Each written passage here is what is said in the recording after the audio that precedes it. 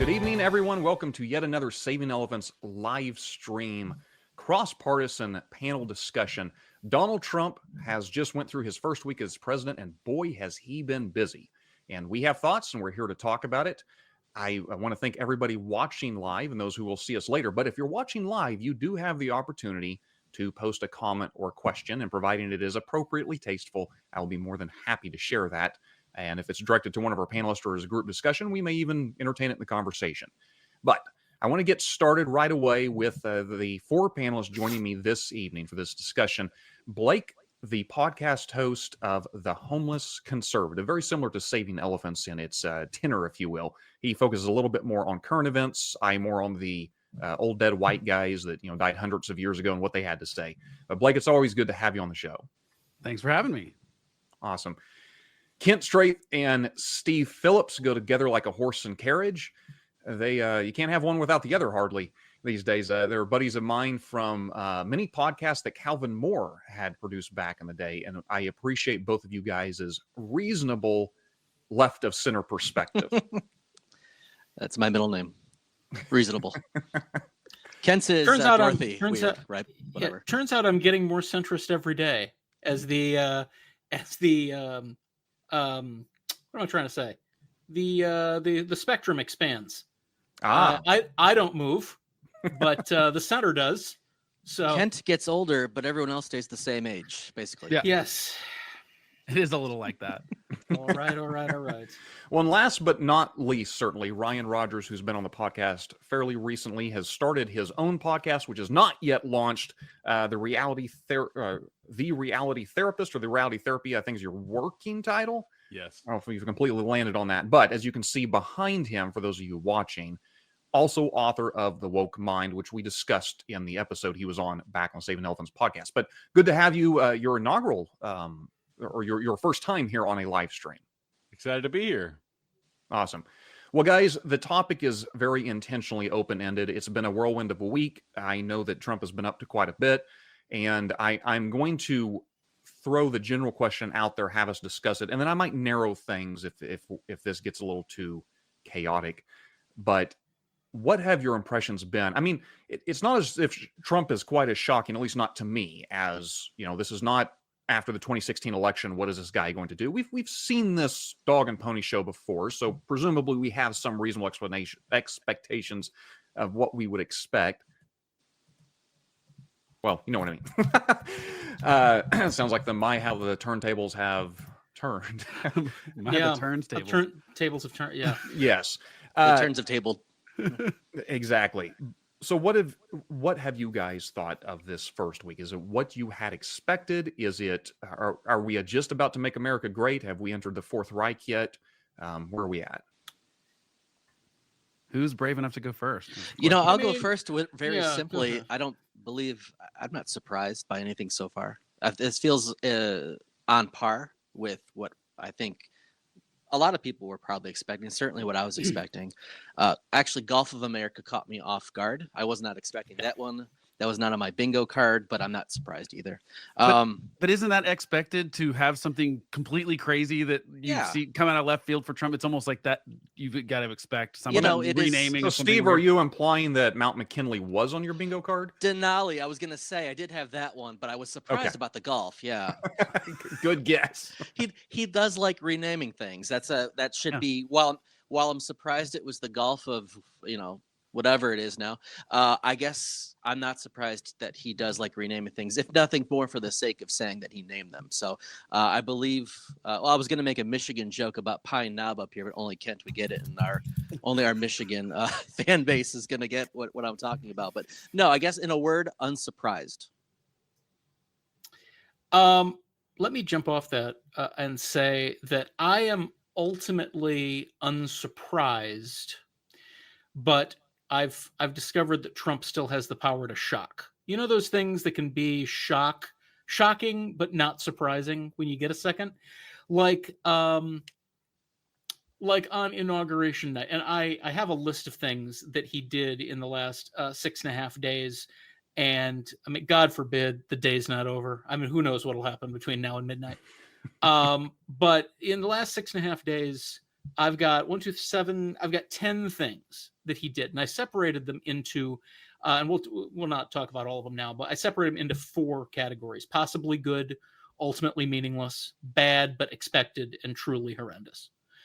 And I was surprised that the only things that made it into ultimately meaningless were Gulf of America and continuing to needle Canada about becoming the 51st state. Why he thinks they'd be one state is unclear to me. I think there's like 9 provinces, but whatever. But yeah, I mean, it's been almost universally bad.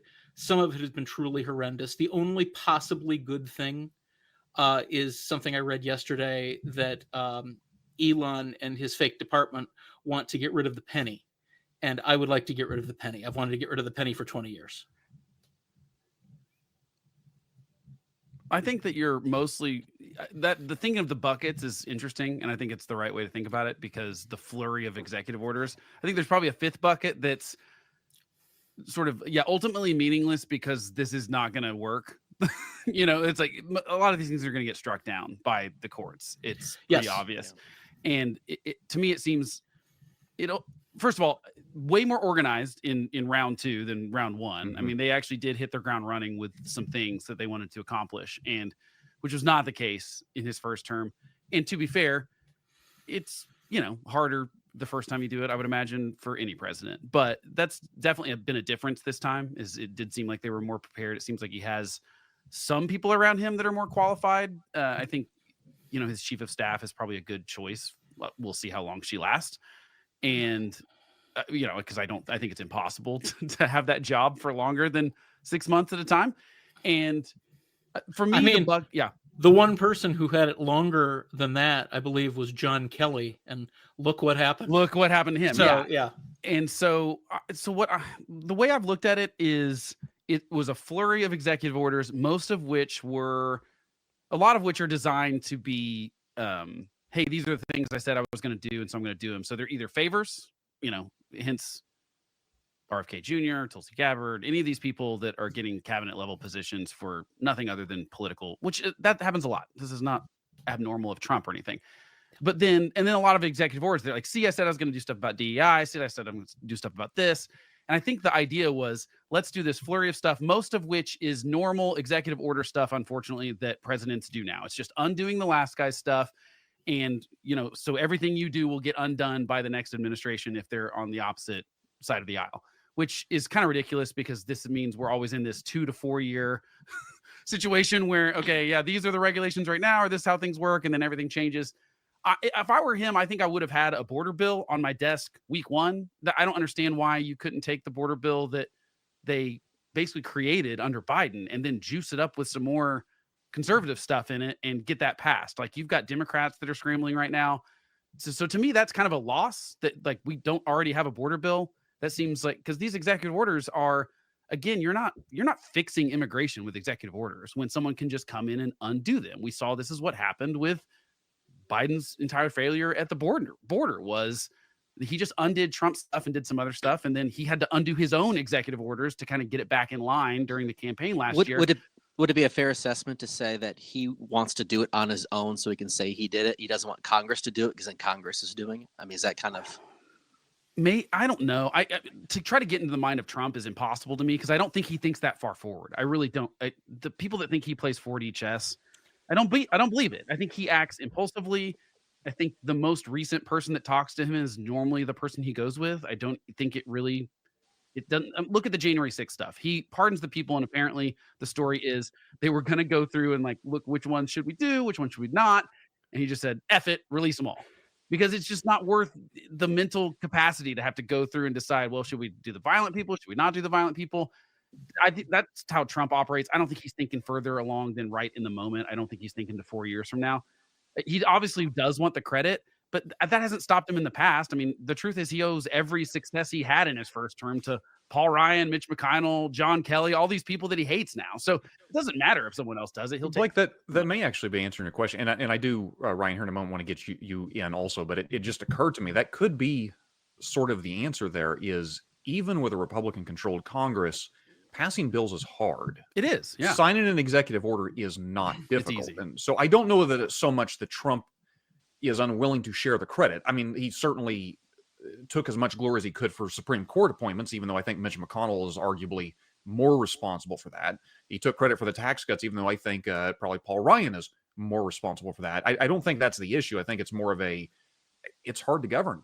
And it takes a lot of patience and a lot of nuance. But it just does seem like the border bill specifically, the immigration bill that we had that he tanked, that Trump himself tanked, that, you know, Langford and Sinema and who else did that? I think it was $19 billion worth. Yeah, and to me, that would be a good place to start. You already have the bones of it, and you could probably get some more Republican or conservative things in there that you want. Democrats were willing to just make it a little meaner. You make it a little harder edge. You'd get enough. You'd get enough to pass it. But I mean, look, Democrats are willing to pass that bill with Biden as the president and them in control of the Senate, and Trump is the reason it got tanked. So you could start with that, and I think you could have had that on his desk this week. And that would have been something that we've not had since, what's the last time we passed border? I mean, immigration stuff, the 80s or something? Is it happened in my lifetime? So, you know, that's something that doesn't make a lot of sense to me when the top two issues, like your category of does this matter? Almost every executive order he signed has nothing to do with the top two things that people cared about in November, which was inflation and the economy specifically, and immigration. And yeah, maybe some of them had to do with immigration, but to me, I'd want bills like as quickly as possible, or at least to be saying what's the outline of these laws so that they're not just ping-ponging back and forth between administrations, you know, when the Democrat gets elected in 2028 or whatever. I think the problem you might run into with getting bills quickly is that, you know, you've got this, depending on the day, a 1 or 2 seat. I think it's a 1 seat majority in the House. It is right now. Yeah, it's just one. It's 1 insane. seat majority in the House, which is, and there are people, there are Republicans serving in the House of Representatives with other Republicans in the House of Representatives who in any parliamentary system in any other country in the world would not be in the same party. So it's really hard to get a bill that gets majority support of any kind. Yeah, but that one, I mean, that one had it. Yeah. Well, You know what I mean? let's let Ryan hop in here. Yeah, so I'm a lot like Josh in that I prefer to read people who've been dead for at least a century. So it's a little harder to comment on current events because, you know, I don't know how this stuff is going to shake out a year from now, 10 years from now. But what I do like to focus on is the big picture trend of how the Republican Party is moving. You know, in my growing up, the Republican Party was your Chamber of Commerce people, your people of decorum and politeness and this certain type of kind of evangelical Christian mindset. I remember there was a clip from Trump. I think it was, you know, on the night after the inauguration, he dropped an F-bomb. And I was like, you know, that never would have, George H.W. Bush, that never would have happened. Even like Ted Cruz, that's so new, that being edgy and pushing the envelope. So stylistically, aesthetically, the Republican Party has changed so much. And another thing they've changed on is, you know, for me growing up, it was always the economy number one. You know, Bill Clinton was trying to, you know, push the Republicans by saying it's the economy, stupid, right? You had this mentality of a rising tide lifts all boats. And with a lot of this immigration stuff and protectionism, the mindset seems to be culture matters more than economics. And that's just a jarring shift to me in how the Republican Party has changed. I agree completely, Ryan. I was just thinking back to, I was a bit more conservative when I was younger, probably until my early 20s. I think the last thing I did on the way out the door was vote for George W. Bush, and that was my last thing I did. You're welcome. But, you know, Steve is that rare person who from 19 to 45 has gotten progressively more liberal. Usually goes the other way. Well, so and I think the reason that I, at the time, was probably became more liberal is because I was looking at what the free market was doing. I was looking at with minimal regulation. I was seeing that I thought at the time it was causing as many or more problems than it was fixing, or that it was, you know. And so I think I'm kind of in line with Ryan here, is that taking that long view of this, it's not really renaming the Gulf of Mexico or a mountain or putting Andrew Jackson's picture back up in the Oval Office or any one of these, you know, 1,500 pardons. What my big concern is he has basically and I don't to what point he's successful, I don't know yet. Time will tell. But he is convinced, I think, a lot of conservatives that he can organize the free market. He can manipulate the free market. He is a one-stop shop. He can fix it all. And the whole point about a free market is exactly you let the market forces change things. It's not to be manipulated. People has been comparing him to Hitler and anyone else. I actually see more Mao. Ironically, the idea of this kind of convincing everyone that, first of all, that globalization is bad because third world countries can make things cheaper and make them faster. Yet exactly that is the free market at play. And he's sitting there thinking, I can manipulate this, I can do this, this can be done. And he's convinced a bunch of people that one person in the White House can do those things, can fix inflation, can lower the price of eggs, can do all those things. But I'm pretty sure he doesn't think that's actually true. And I think he's sold a bill of goods to a bunch of people. And I think it's hurting the argument, the nice balance. I think that at the best times, liberals and conservatives push each other back and forth. But now Trump is a third thing that's neither of those things, and I think that's the problem. Yeah, I mean, I think I would trace this back at least to some degree to 2008 in the financial crisis there, because I feel like the branding of free market capitalism was really tarnished, and it felt like we needed some big kind of reforms, regardless of what you think those reforms should be. And whatever it was going to have to be difficult, and whoever was going to do it was probably not going to be popular. And so on the left, you have this kind of identity politics, like let's ignore the economy and focus on identity. And on the right, you have this kind of Trump, MAGA, kind of nativism, like let's imagine this mythical time in the past where you didn't have to worry about how you spoke, kind of deal. And that, I think both of those were ways to ignore the economy.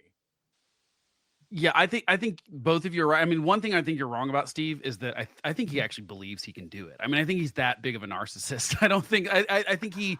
I'll give you that one. I don't think he's pulling the wool over our eyes. I think he really thinks when he says I'm the only one that can fix it. I think, and Joe Biden, remember, said the same thing. He thought he was the only person that could beat Trump, which I think they're both out of their mind to think that they're that important. So far, he's undefeated against Trump. Well, yeah.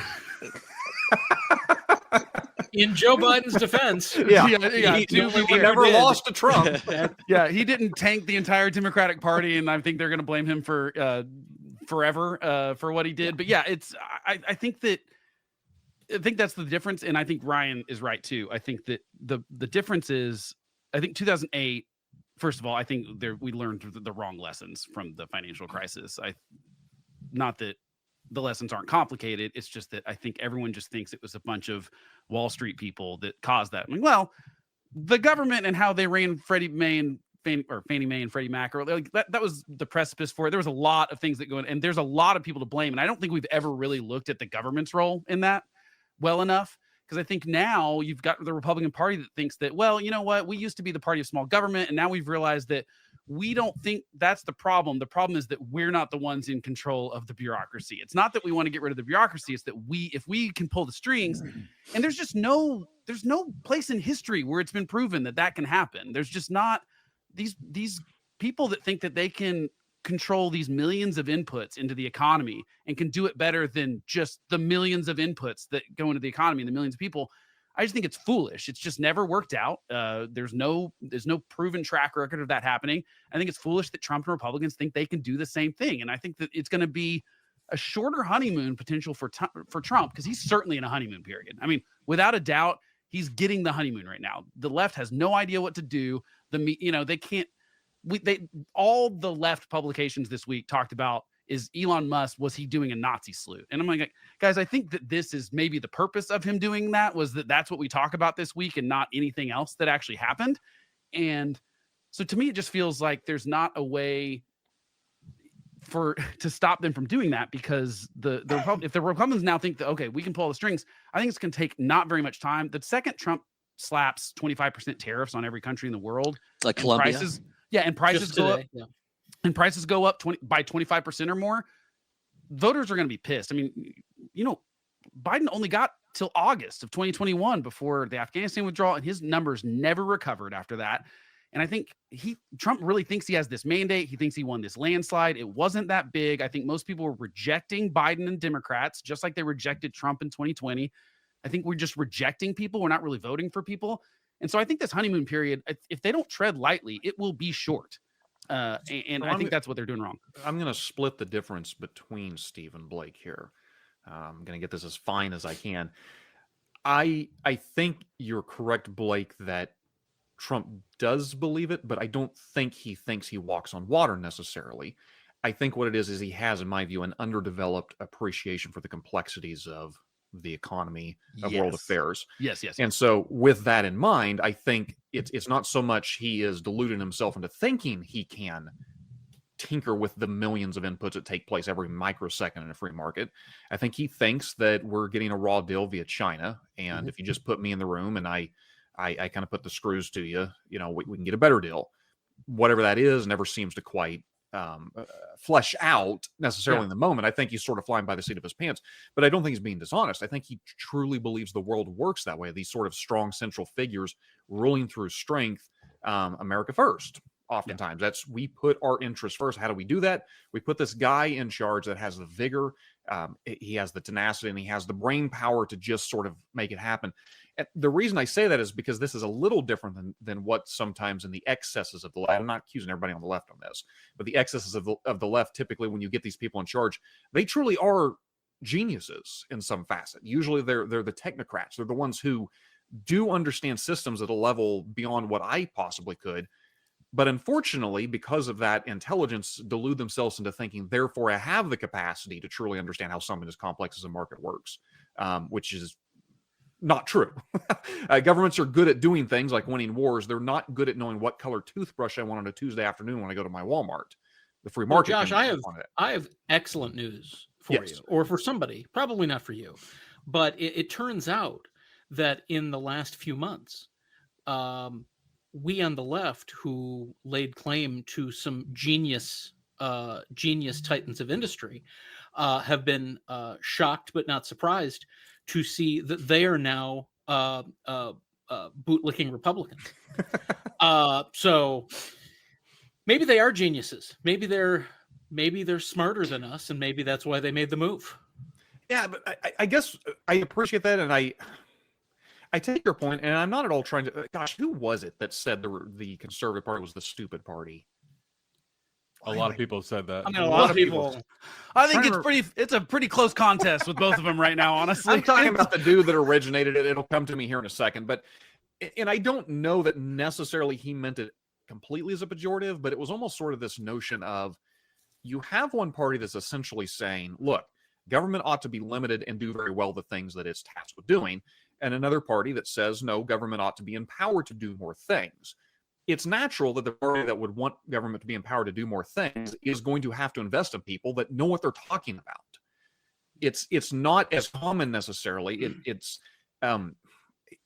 not as common often for the right to have the hubris that we have this capacity to run these things, but now we have almost the worst of both worlds. We don't have the hubris we now have the hubris to say it, but we haven't ponied up, any additional intellect, if you will. We're sort of ruling by slogans and bumper stickers. Oh, that's absolutely true. I mean, that's the thing. And that's why I think so much of this is like the Gulf of America, the Mount McKinley, like these are things that are clearly not going to help with any of the things that anyone went to the polls for in November to solve, like any of the big problems. And I get that you just want to sign, you want to have a press release that says we've signed a record number of executive orders and stuff. But it is almost like he's scared to actually do the things that are hard. I think that, like, look at the hostage deal in Israel and Gaza.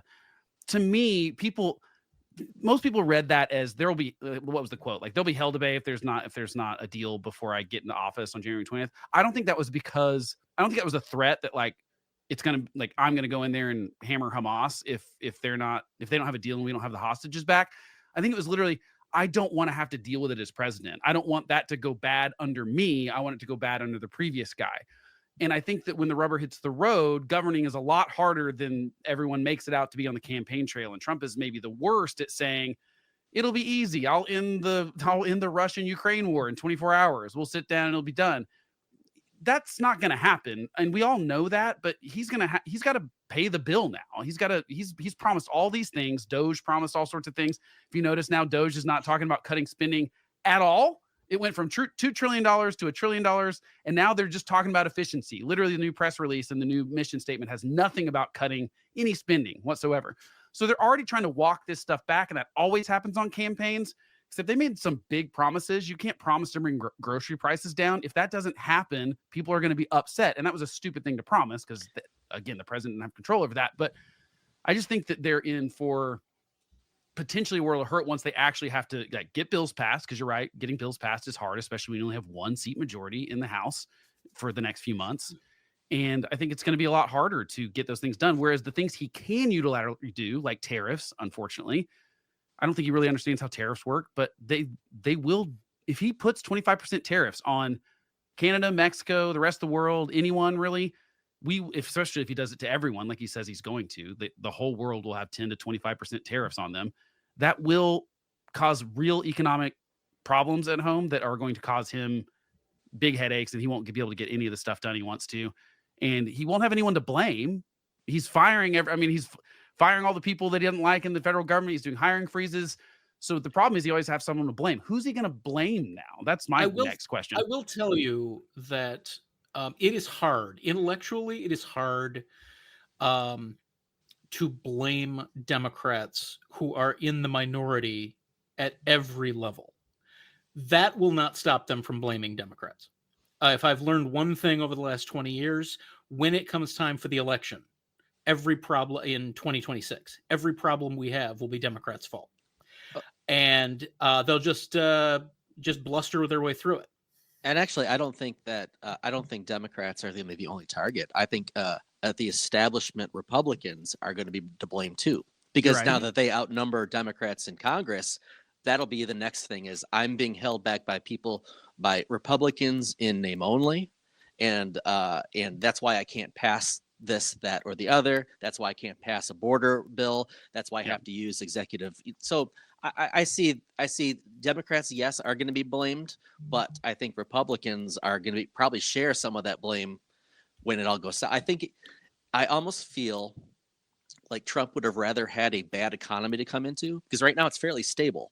The last several months, it's been a fairly stable economy. Inflation is, better.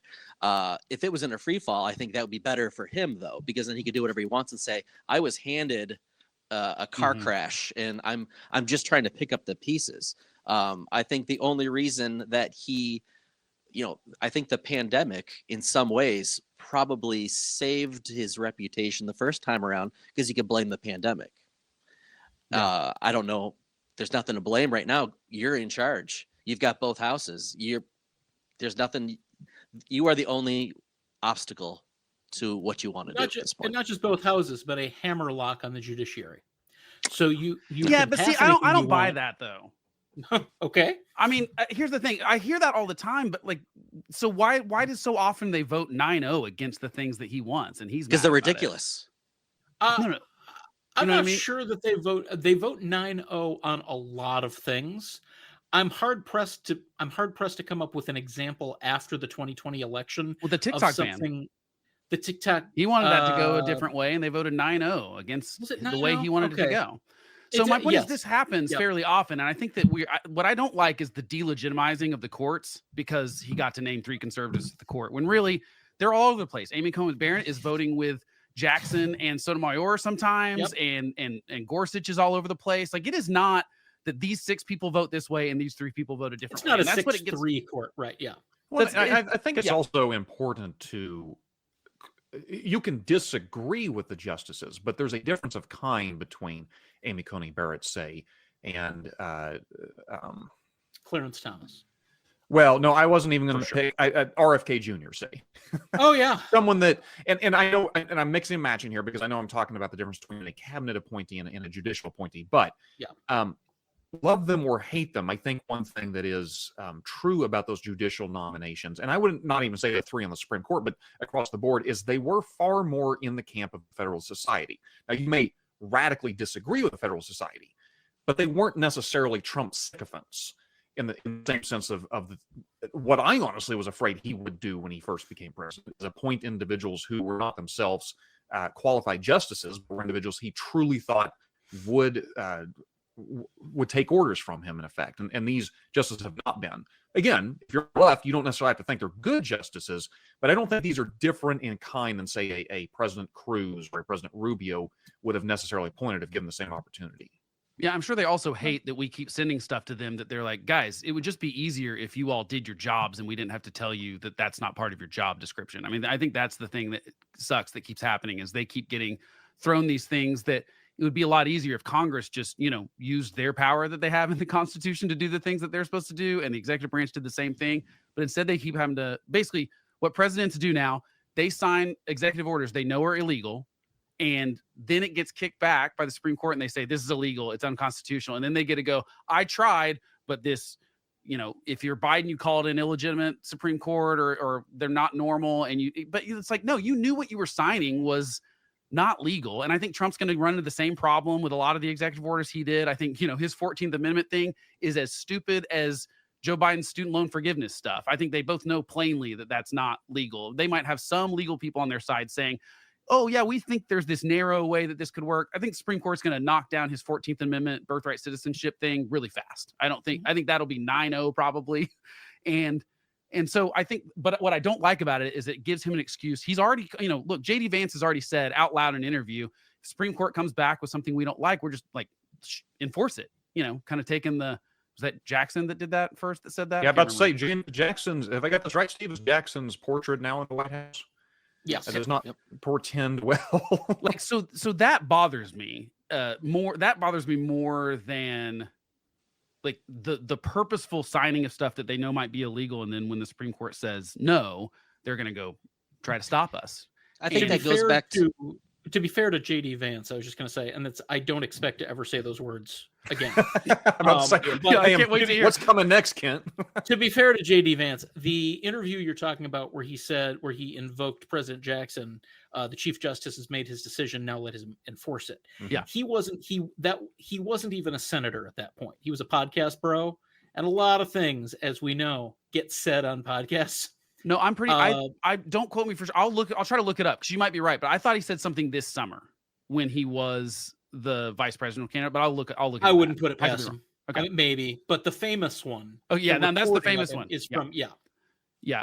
So that's kind of where I think the courts, and of course, I think also he was constrained by those Federalist Society things, Josh, in the first administration, because frankly, I read an interesting thing that kind of said really the whole Access Hollywood tape really kind of made that whole thing go into order, because he was basically actually scared that was going to hurt him. Chris Startwold I guess he's no longer with the Dispatch. That's his big theory, is that ironically Access Hollywood is probably the reason Trump became president, not the closest thing that came to knocking him out of the race, because it was the one thing that forced him to behave in those crucial moments of the campaign. I don't know if that's true or not, but it's an interesting theory. Well, it's certainly true that he went to those conservative people, like those conservative groups, and said, like, what do I need to do? And they're like, you can't float your sister as a Supreme Court justice. You have to pick from our list of people. And if you promise to do that, and he followed through on that, to be fair, but he didn't have to do that this time. So no, and he's made very clear to especially the pro-life movement that he does not have to behave the way he had. And I want to pivot slightly in that I know that we're talking about this week, this first week of the Trump presidency, but and he's not an unknown quantity. We kind of start off, or I asked the question, was this what everyone had expected?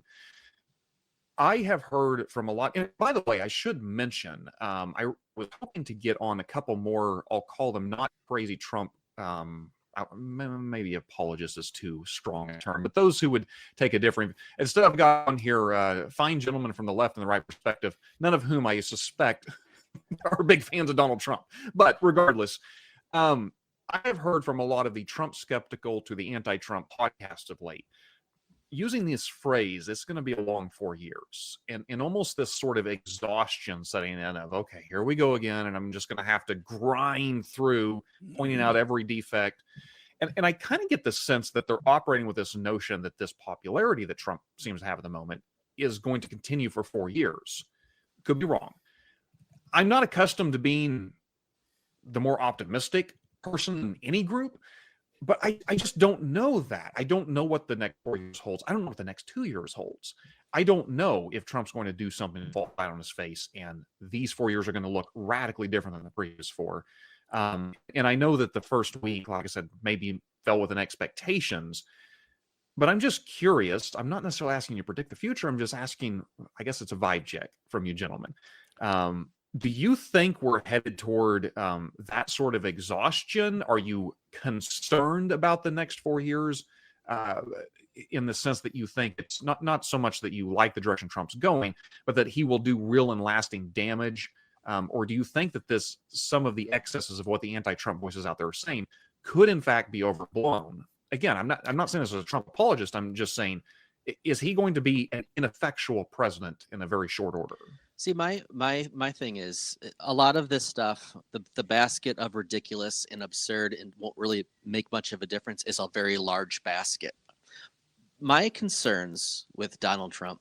Now, first of all, I'm speaking from a kind of a point of privilege in that I'm not concerned that I'm going to be deported tomorrow. Okay. I'm not concerned in some ways that some other people are. So when I say I have a long outlook, I have the luxury of having a long outlook. But my concern is actually him in the job. Does he have the kind of discernment to make decisions in the heat of the moment on an international level? That's my actual concern. Yeah. But because that's really a lot of all this bluster aside. Yes, I think he's a terrible person, at least the way he represents himself, the things he says and does, right? Okay, push all that to the side. Can he do the job in the room in the tough moment? Can he make the tough decisions? Can he do it without pissing off the people that you don't need to piss off, right? Can he make those decisions? Can he bring people together? Can he make countries in the world look to the United States and think they've got their stuff together? We can trust them as a decent, honest broker in any situation. I think the answer is no. That's my big concern, is because the president, all this other stuff, right? Inflation, economy. You guys are conservatives. That's not even in the Constitution. That's not his job. We've given the president a lot of parties have done it. They've entrusted the president to change the price of eggs and do a bunch of stuff that is in the Constitution as our number one ambassador to the world. Okay, international relations. And I don't think he's got the discernment to make the judgment calls that need to be made. And that's my big concern. That's lasting stuff right there. I just would like to say that I don't think of it in terms of it being a long 4 years. I think of it in being 92 weeks until the midterms. And so everything that's happened in the last week, I think, well, I can do this 92 more times. Because maybe there would be, I expect it to be roughly this bad until the lame duck period in 2026. Wait till we get to Infrastructure Week. It's going to be great, though. Ken. Infrastructure Week is going to be good. It's going to be fantastic. I love that phrase on Twitter. What was your favorite memory of Donald Trump's first Infrastructure Week? Ryan, right? What say you? I definitely agree with Steve. That there was a number of policy reasons that I didn't like about Donald Trump, but what was really the reason that I couldn't bring myself to vote for him was his demeanor. That if there's some big confrontation on the world stage and it comes down to what's best for America or what's best for Trump's ego, I didn't trust him to make the right decision on that. That being said, there was something that happened recently that gave me a little bit of faith. I think one of the big measures of a leader is how you handle the crazies on your own side. And Josh, I'm sure you remember how William F. Buckley did that with the John Birch Society. Say we're going to be rational and decent people as conservatives. And what Trump and Elon and Vivek did, you had kind of this little uprising of nativists it was around the H-1B visa thing. They're basically saying, like, we don't want brown people here. There's just kind of like an outlash. And they said, this is stupid. We're recruiting the most talented, cognitively gifted people from around the world. This is something we want. And so, regardless of how you sit with them on the other things, I felt somewhat comfortable that he was willing to stand up to those like nativists on that side. I don't, it's so hard to pick with him because I think you're totally right. He's not, when it comes down to it, I don't think he puts any other interest above his own. There's been never any indication that he has ever made a decision that wasn't thinking primarily about his own legacy, his own ego. How does this look to me? To me, the one sort of example of that is how he always talks about how none of these things happened during his administration. Russia didn't invade Ukraine. And, to be fair, there's something there. Russia did go into Ukraine under Bush and Obama and Biden, but not Trump for some reason. I do think part of that is that he's such a wild card that I think other countries really don't know. And I think that can be a plus for him. However, there's absolutely no way he's getting through these 4 years without an international conflict. We've got them bubbling up all over the place.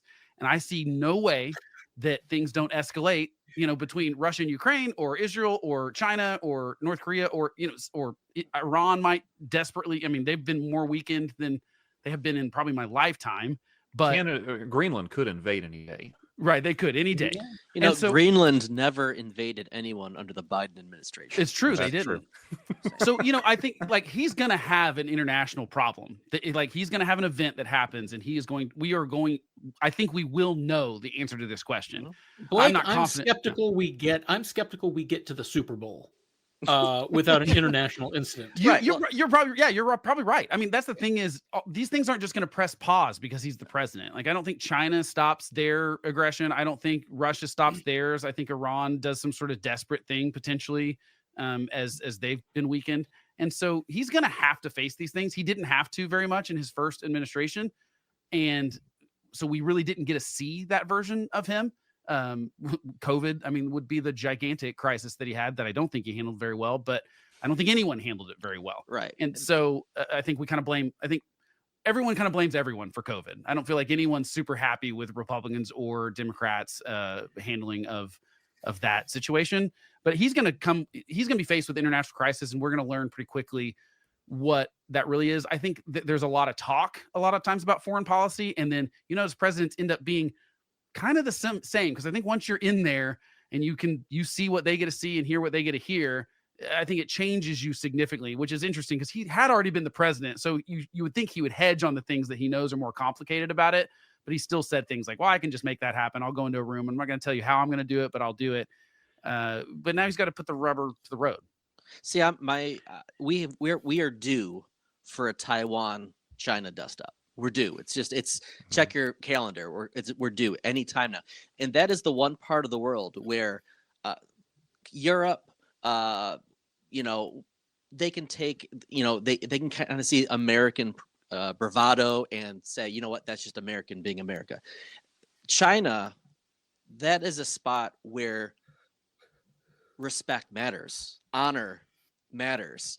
And if he says the wrong thing about Taiwan, they're not going to just look at it like bluster. They're going to take it seriously. So Ukraine and Russia is very important to Ukrainians and Russians and Europeans, and it's important to me as well.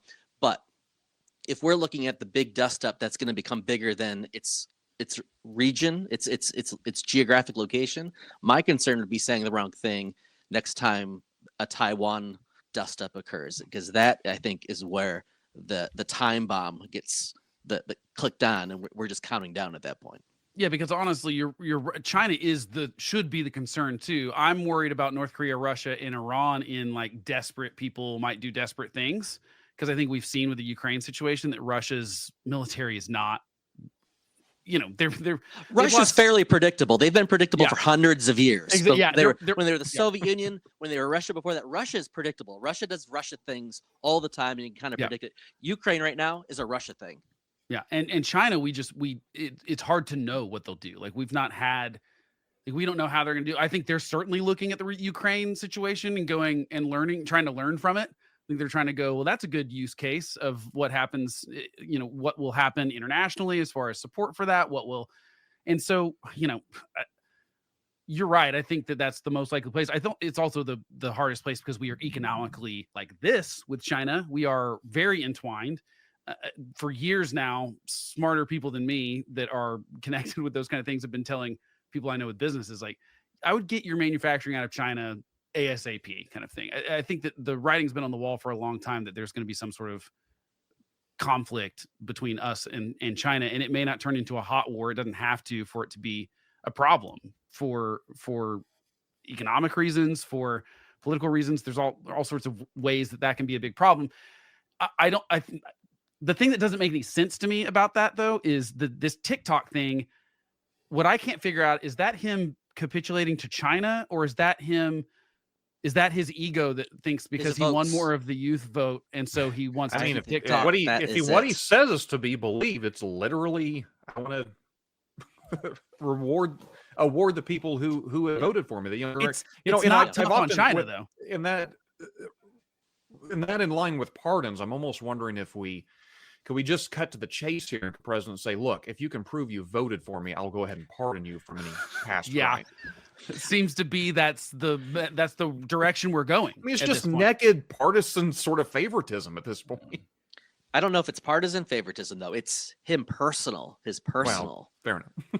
Well, but Biden's too. I mean, to me, the pardon power is we got to do something about it, because I think Biden and Trump combined in less than a week, I think showed the corruption of it in like just absolutely wide open. I mean, for Biden to claim he's trying to protect his family from Trump's vindictiveness when his own Department of Justice is investigating his brother, it's like, no, that feels like you're just okay with your family being corrupt and you want to insulate them from that. And then for Trump to do it with the J6ers, I mean, do you not think we're going to have a situation where, well, and to be fair, Biden pardoned some non-violent drug offenders that were very, very violent. They just pleaded down to things that weren't violent. We're going to see one of these people be violent, and it's going to, like, one of these presidential pardons will be violent, and then it will come back to be like, oh, President Biden or Trump, whichever one it is first that it happens with, pardoned this person, and then they went out and murdered someone. Do you think? I'm just going to say I'm going to put my money if there's a squares game on which one of the pardons is going to go bad. I will say I'm going to put my money on the guy who has already shot himself in the face, the eye patch guy who was supposed to be in prison for 22 years, and is now out and is juggling restraining orders with his ex-wife. I don't feel like he's got a long on the right side of the law. Yeah, and I think with Biden's, with it being like 4,000 non-violent years drug old? offenders No, with okay. yeah, but then, like when you do stuff in bulk like that, to me, it's just there's going to be something that comes back and bites you, and I think that we should be more pissed about this whole pardon thing. I think the maybe smart thing that Trump did is that, I did hear that, by the way, the comment on the screen. This guy in Florida already got arrested for drugs. Thanks, for Calvin. Florida man. And which is it's perfect. Florida man headline. I think that it's just not, it's not tenable that you can have that wide of a thing. I think what sucks is that the Trump supporters I've talked to, because I have quite a few friends that are more Trumpy than I am, for sure. And I'm just kind of like, what did you think about the first week? And love it, love it, love it, love it, love this, love that, love this. And then I'm like, what about the pardons? Yeah, I don't love that. What about pardoning the Silk Road guy? Oh, I don't love that. And then what about, and it's like 3 things that I can come up with. And they're like, yeah, but when you weigh it against the other stuff, and I go, well, look, an executive order doing a hiring freeze for the federal government versus pardoning the people that planned to attack the Capitol are just not, that's not 2 of the same things that we're measuring. You can't just put, here's the good pile and here's the bad pile. And because there's fewer bad ones, we're okay with it. I think those bad ones were very, very bad and set a precedent that, like Josh said, is going to turn into, is Trump going to just give blanket pardons for everyone in his administration, every Republican in Congress when he leaves? Probably. Well, Go ahead. Oh, another thing I was going to say is, every single undocumented immigrant who committed a crime or hurt somebody, it was hugely highlighted by Trump people. Like, this is why you need us. It's the second some J6er hurts somebody, that's, so you thought you were tough on crime, huh? Like, we're going to be the real law and order people. That it's going to be like a hypocrisy play. Yeah, I think my notes here are telling me that the J6ers were all Antifa, so I'm confused about why we left them out. I can't remember either, because they were Antifa, maybe they were FBI, maybe they were all justified in doing it because the election was actually stolen. I've never actually gotten a solid narrative on what we're supposed to actually believe. There, Steve. No, but you know what? I mean, there's no actual data, though. I don't believe there's any data that exists that says any immigrant is more likely to commit a crime than someone native to the United States. That's another thing that we're using, stealing jobs, taking jobs. Also, What about homeless eating and not pets? doing anything, eating pets, taking our jobs, but also they're just drifting and they're not putting into the system, and they're all committing crimes. So Look, I think that's an interesting issue, and Ken, I'll let you get a word in here in just a second, but I don't want to leave the pardon thing without giving my 2 cents. You gentlemen are welcome to disagree with this, but this is one of those areas where my hope is that this is the sort of thing with the pardons issued by Biden and Trump. Not all of them, but you know the ones I'm talking about. You know the ones that have been on the news lately. My hope is that an individual could be a strong Trump supporter or a strong Trump opponent, somebody who voted for Kamala Harris or disdained Trump, and could still say, as an American, I am deeply offended by both of these people. And even if I can make some sort of a measurement of who's worse, quite frankly, I don't care. It's wrong that they did this. They ought not to have done it. They should be ashamed of themselves. It's disgusting and it's wrong. And as a nation, we don't want our leaders to behave like this. And I think it's unfortunate that we have this kind of, because both men did what they did, and Biden's last week, Trump's first, it makes it easier for one side to say forgive their own guy because they can completely focus on the other guy. It's just wrong. There's no excuse for this. And I wished we lived in a sort of nation where we held our leaders to higher accounts than just sort of, oh, well, the other guy did it too. I mean, I will say, I think that there are 2 buckets for the Biden pardons. There are the ones that were made first, and there were the ones that were made on the morning of January 20th, and the ones that were made at like 11:45. Well, I guess that's still the morning on January 20th.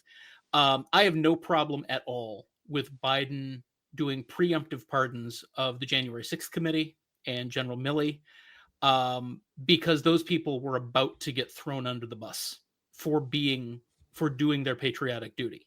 See, I The ones disagree I there have because I think they could have, like, I want to see Trump go follow through on the thing, because there's no way you could, like, what crime did they commit? I want to see him actually take people to court. I'll donate to a defense fund to defend Liz Cheney and General Milley and stuff, but I think we actually needed to see that flesh out. I think Biden gave Trump a pass by pardoning those people, because now he gets to claim the deep state's still doing their deep state thing instead of actually having to go after the people that he claims are enemies of the United States. I'd rather see Trump have to prove it. The one that I'm most concerned, Liz Cheney is incredibly rich. I'm not concerned about a defense fund for her. The one that I was really concerned about was General Milley, because there are some vagaries of the court-martial process which I'm a little iffy on, and he might have been in real trouble if there was a compliant court-martial process. Now, Biden pardoning his family, who most of whom probably didn't do anything, but just to put a coat of paint on it and call it a day. That set us all up for a tit for tat game that is just going to be inescapable every time we bring up the guy with the eye patch. Because all you have to do is say, "Oh, the new guy is probably going to prosecute my friends or my family or whatever."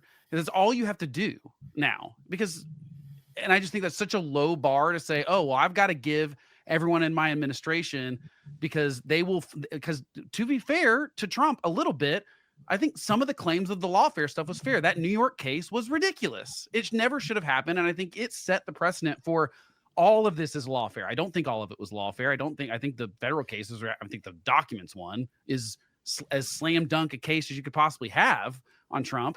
But I think that New York one coming first gave Trump the excuse that now everything is lawfare. The Biden Justice Department is corrupt. They're coming after me. And some of that is a little bit true. And so, Trump gets to have that excuse. Biden gets to have that excuse. And they're just going to start pardoning everyone that works for them. I just don't know that he needed that. I don't know that he needed that excuse with a critical mass of people, because you mentioned the New York case, which, opinions are all over the map on the validity of that case, but it was a New York State case, and the Biden Department of Justice had nothing whatsoever to do with it, but a massive number of people do not understand the difference between federal and state prosecution. Yeah, but at the state level, it was still lawfare. The guy Alvin Bragg campaigned on going after Trump and then did so, and to use novel law, and also there's someone on that staff that moved from DOJ to there. I mean, it's at least if you didn't want it to look like there was collusion, then Biden should have called that guy and been like, you can't work for my Justice Department and then go work for the New York State Attorney when he goes after Trump. That's going to look like there's collusion here. And if you get that, I would have done that if I were him. I think in that case, and the prevailing theory on the right is that the Department of Justice, quote unquote, sent that guy to New York. That's not what happened, of course. I think in that case it's pretty simple. I think New York just wanted him. I don't think it had anything to do with anyone. Well, DOJ that guy who was number 3 at DOJ and went to work in Manhattan County District Attorney. I don't think he liked Trump. He wanted to be the guy who got him. I think so too. But I think so if he wants to be the guy who gets him, and he wants to make a move and take a career position, I mean, he has the freedom to do that. Yeah, I just he think has the freedom, but he may have singled the reason Trump won the nomination and ultimately became president. So it's sort of by the way, Ryan, well, I'm sorry, I don't want to relitigate too much of that. Ryan, looks like you're far too polite. You need to interrupt us here. Look like you're trying to get a word in there. One of my least favorite debate tactics is whataboutism. And you see that so much, and it's hard to have any like staunch Republican, or not Republican, but MAGA type person. You can't have, hey, do you think the J6 pardons were, well, what about what the Biden administration did? Like, you can't even start the conversation because they're not even willing to go there. And I ran into the same thing with my Democrat friends. And one of the things that I criticize a lot philosophically is called standpoint epistemology, where, essentially there's no universal standard for something. Whether something is right or wrong depends on who's doing it or who's saying it. And I think we're getting ourselves into a very precarious position where we say, is this law good? Is that action good or bad? And the question becomes, well, who did it? That's a very dangerous place for us to be in. Yeah. I mean, that's absolutely true. Because if you could take all of these things we've talked about, you could take any executive order that Trump signed this week, and if you said, hey, this is something Bernie Sanders, or pick your Democrat, it depends on who does it, and then we're okay with it. And and to me, that's the problem with all of this, is that what we keep, Democrats are going to excuse, and they have been, when I confront people about, how can you possibly say that these pardons for his family are okay? They get into all this, but Trump was gonna, and it's this defending where, 4 years ago when Trump was leaving office, the thing that they were sure was going to happen and they were up in arms about was Trump potentially pardoning his family, preemptively, or himself. And so it happens all the time. And it's the same way the other way too. People defend Trump for stuff that they would never allow Hillary Clinton to get away with. And I don't know how to fix that. I don't think there is a way to fix that until those people screw up so badly that people are willing to go, never mind, I'm done with Trump. If he makes everything skyrocket and inflation happens again, he's toast, and maybe he'll go down in flames. But Blake, also, I was going to say, at our secret Democratic meetings, we all hate it too. They're at our, just talking when us liberals get together at their secret handshakes, we most of us also are kind of really, really bothered about about Hunter Biden, about the family stuff, the pardons. And I think so, Josh, when I was on the night of the election, I think I had said something like, in angry moments, I think Democrats have to stop being nice and start doing the things that we try. Usually we like to die. We like to be martyred for our being right. And usually it kills us on a bigger level. Right. And I think I'd said, maybe Democrats need to start doing things tougher and give up the whole moral high ground thing. Yet most of the Democrats I've talked to are like, yeah, I would just let him sit in prison. Because that's right, because that's the right thing to do. And Democrats would rather be right and die on that hill and lose the election. Traditionally, at least that's how we feel. But when I've talked to people, Kent or whoever on the left side, we're like, yeah, we hate the fact that he pardoned his son because of what we're all talking about right now. I think most people in America feel that way. It's just that I certainly don't think the most media doesn't. So, no one on MSNBC is calling out Joe Biden for those pardons, and no one on Fox News is calling out Donald Trump for those things. And I do think it trickles down from there. I realize legacy media has lost a lot of influence, pretty obvious, but it happens in podcasts, happens on YouTube channels, it happens across the board that basically, the people where people are getting this information from are rarely calling out the people on their side. I think that's where it has to start, because I really do think most Americans understand that, like, yep, that's wrong. Whether Trump did it or Biden did it, I don't like that. To be fair to MSNBC, I will say, I think the current staff at Fox News is incentivized by ratings or pay or whatever to be explicitly reflexively pro-Trump. And I think it's shades of a difference. I think on MSNBC, I think the operating principle is that Joe Biden is a good and decent person. But the pardon of Hunter, I heard a lot of, and this probably wasn't a good idea. And the funny thing is, I think the charges were stupid in this specific case. I thought it was maybe it's a victory for gun control, but I thought actually that the charges on Hunter in this specific case were stupid. But I still wouldn't have pardoned him just because I didn't want to look bad. I would have wanted to stand on that hill again and say, listen, my son's going to sit in prison. I don't agree, but he's still going to sit there. Well, let me interject here, because we're coming out at the end of the hour. I don't want to hold you gentlemen too much longer. Thank you definitely for the audience that has held on with us. I appreciate everybody watching, but I want to give an opportunity for everybody to get their last 2 cents in. If there's something you just absolutely been dying to say and had a chance, you can keep it brief, please. But I want to ask each of you this question. You had the opportunity to sort of speak to those on your side. I'm not talking about Joe Biden or Donald Trump. I'm talking about your average yokel, probably somebody who's not even all that involved in politics, but dabbles occasionally. And again, I'm talking about your side. What would you advise them to do over these next 4 years? What mindset ought they to have? How ought they to avoid the excesses that can lead to the worst outcomes of our politics, if you were? How do you speak to your side saying, here is how we ought to proceed for these next 4 years? I think what I would tell people on the Democratic side is the next 4 years, you can't do anything about.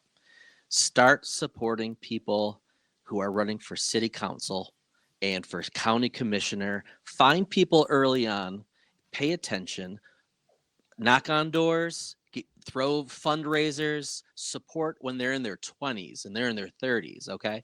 Because right now we are constantly left with who's left. Basically, who stepped on whoever, who stabbed and shivved whoever to get to where they are 20, 30 years down the line. And so we're kind of left with, well, these are the people that are popular. They can raise money. They can win. I'd rather vote for a winner than this other person I know has no chance. That starts at the community level, grassroots stuff. Find people that are honest, that you respect, that have integrity. Support them. We can't fix this in the next 4 years, but we can start fixing in the next 20 years, starting today. I'm glad you said that, because as soon as you mentioned city council, I was thinking that is not a 4-year project. That is a decades-long Yes, project. it is. I think the first thing I would say is just try to pay attention to the stuff that's going to actually matter. Like, I don't think, for example, Elon Musk, is it a Nazi salute? Is it not a Nazi salute? It's going to matter in even a week, much less 30 days. But I do think, the changes to immigration enforcement are going to, or the pardoning of January 6ers, or I think that stuff's going to have longer term things. And I think it's really easy with Trump specifically to get overwhelmed. And I think a lot of people are just kind of dreading the next 4 years because of the constant drip, drip, drip. I do think media should learn all that does is help Donald Trump. So stop picking about like the stupid stuff that doesn't matter and talk about the stuff that does matter. You don't have to exaggerate the badness. You just can tell the truth. You can say and call balls and strikes. And I wish more that's what I would tell everyone to do. Is like, whether you're a Democrat or a Republican, pay attention and pay attention to what matters, and be willing to call out your own side for the good and the bad that they do. The things that you disagree with, it doesn't mean you always have to agree with someone that you even like that's elected. You can vote for someone and still go. I think so. Too many people take their vote and think that now I've got to defend everything that person does for the next 2 or 4 years, whatever their Congress, or 6 years if they're a senator. And I think that's the wrong mentality. It's not a team sport like that. It is it's a hiring and firing process. Pay attention to the stuff you like, pay attention you don't like, and then the next time it comes to vote accordingly. My advice would be to avoid the knee jerk. I see myself as pretty centrist, and there is just a strong gravity pulling to the extremes. It's hard to stay in the center. And also the pendulum swings hard from one side to the other. And I feel like I've written about how the pendulum was far on the left side, and it was a very constricting, very dominating, language policing type cultural hegemony, you might say. And I joked with someone the other day. I wrote these books at the wrong time because the pendulum's swinging hard in the other direction. It's not going to stop at the center. We came out of this language policing culture, and I've started hearing people say the words gay and retarded as slurs again. It's almost like, you're not going to tell me what to say. I don't care who I offend. There's this very hard backlash in a different direction. And so I would just say, regardless of which side of that pendulum you're on, don't get pulled to the extreme, because there's such a gravity there. It just, as much as possible, try to, weigh out different sides of things. That's the best advice I can give. I would just say, to Ryan's point, if you are hearing the word retard used as a slur just recently, you have blessedly not been in the Breitbart comments section very much. Why would you be? In the last couple of years, I'm just saying. Why would you do that to yourself? I feel like some of these words almost disappeared, almost completely disappeared, and now it's just they're making a huge comeback. But I did love Jonah Goldberg had a great thing where he pointed out that the guy, the Wall Street guy, bro guy that was saying, yeah, we can say all, like, was quoted anonymously. He's anonymous. So it's kind of like, okay, but you're not brave enough to say it and quote your name, and then like then you are the pussy, frankly. Right. Say it. So yeah. Plus, I think in the quote he said the P word and the R word, and it's like, dude, just say it. Nobody's stopping you. Like, we can swing that other way without everyone just having, it doesn't give you permission to be an a-hole though. Okay. Yeah. So let's, and again, you're right. That will invite a swing a different way. And I wish people would think a little more clearly about the result of their actions. My only advice to anyone, I guess, over the next, however many, I like to think 92 weeks, but we'll call it 4 years, is, from 2017 to 2017, 18, 19, and 20, we were very, very concerned about all of the terrible things Donald Trump said. He's going to keep saying that. We should just concentrate on what he does, because what he says is ephemeral. What he does is important. Though I will tell you, the things he says inspire other people to do things. Yeah, but it changes sometimes so quickly that they don't have time to do the thing that he says, because he changes his mind the next day. So that's the other reason to not pay much attention to what he says, is because it might change the very next day. I appreciate you guys' insight. I do want to just build off of what Ryan said, and I very much agree with it, that an individual does not have to view themselves as necessarily watering down their beliefs just to avoid the pendulum, to avoid the knee-jerk reaction. Does not mean you can't hold views that one would identify as left or right. It's a matter of temperament. It's a matter of holding your character. It's a matter of you not giving in to the impulse to radically trash the other side or to spread lies or misinformation just in an effort to harm someone. You don't have to. You can be very conservative. I am very conservative. But I hope my temperament is such that I don't want to get involved with a pendulum that sees the other side as an enemy that I need to hate, but an opponent that I love and I see as my fellow countrymen and women who I desire to live in harmony and peace and prosperity with. With that, Kent, Steve, Ryan, Blake, thank you all for your insight, for an excellent conversation. Thank you, audience, for taking the time to join us this evening, and we will see you guys next time. Thanks for having us, Josh.